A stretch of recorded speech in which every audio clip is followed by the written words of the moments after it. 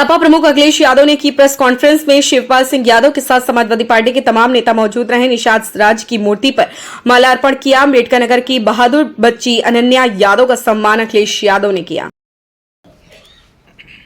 सरकार ने हाथ खड़े कर लिए और सरकार ने लाइसेंस दे दिए हैं कि जितना चाहे प्राइवेट लोग खरीद लें गेहूं को या किसान की फसल, जबकि सरकार की जिम्मेदारी है।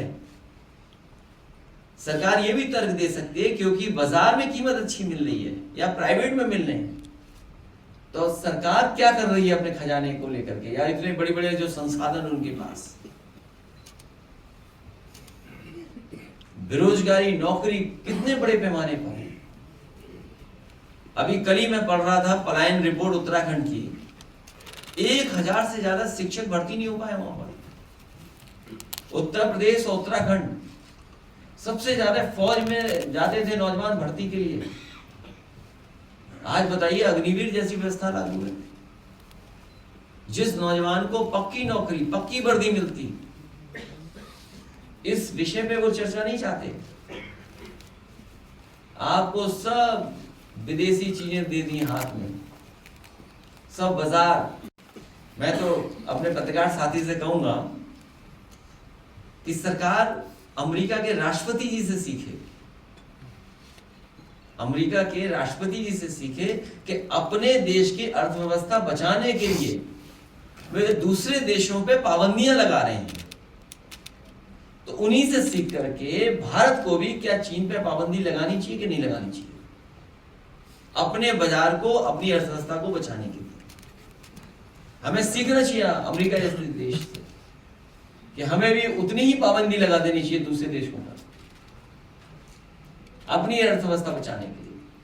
अखिलेश जी, जहाँ उत्तर प्रदेश में जंगल राज कायम है, वहीं सरकार 8 साल बेमिसाल का नारा दे रही है, क्या कहना है?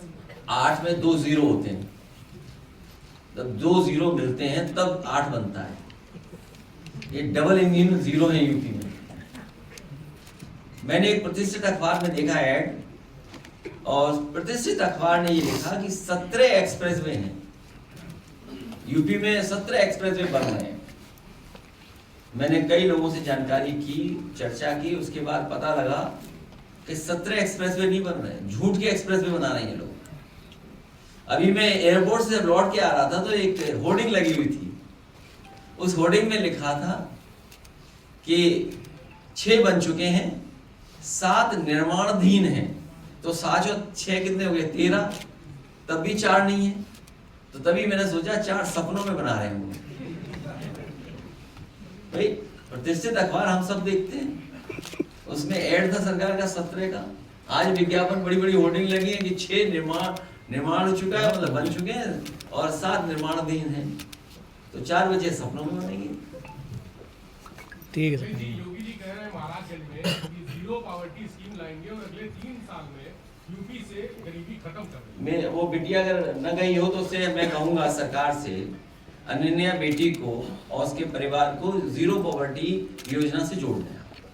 और इसी समय में ये भी मांग करूंगा कि प्रधानमंत्री जी ने लाल किले से कहा था कि हम प्रधानमंत्री आवास हर गरीब को दे देंगे और पहुंचा देंगे, तो मेरी मांग होगी और हम सबकी तरफ से मांग होगी कि उस बेटी और उस परिवार को और उस गांव में जितने लोग हैं जो गरीब हैं, उन्हें प्रधानमंत्री आवास दे देना चाहिए। सर, बच्ची को किस नाद में सम्मानित किया गया है?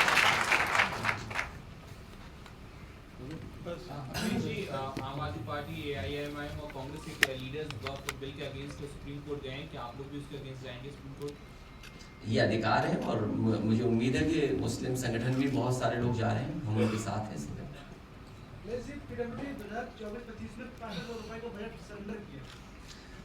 इसके लिए चाचा सही बता सकते हैं। और पीडब्ल्यूडी का भ्रष्टाचार तो पता नहीं कहां पहुंच गया है। केवल यही नहीं, सरेंडर, अगर मेंटेनेंस का देखोगे आप, जो सड़का गड्ढा मुक्त का जो उनका एक कार्यक्रम चलता है, उसका पैसा सब निकाल लिया सरकार ने। अभी तक की सबसे करप्ट गवर्नमेंट है, याद रखिएगा। तहसील थाने से लेकर के